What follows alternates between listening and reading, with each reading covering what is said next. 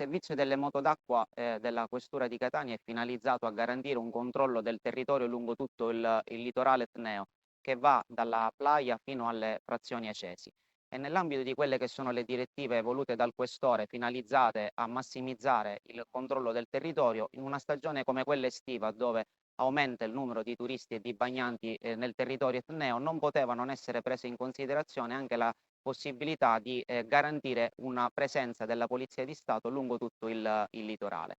La finalità del servizio è quella di garantire un'assistenza ai bagnanti e ai natanti che possano trovarsi in difficoltà durante la navigazione e anche garantire un controllo di tutte quelle che sono le strutture balneari del litorale, un controllo finalizzato alla verifica di tutte le dotazioni di sicurezza finalizzate al primo soccorso. Infatti in questo primo mese e mezzo di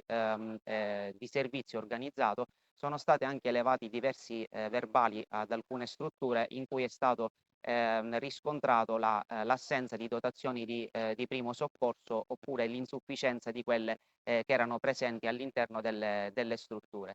Il servizio durerà per tutta la stagione estiva, quindi fino alla chiusura della stagione balneare ed è organizzato tutti quanti i giorni sulle fasce mattutina e pomeridiana.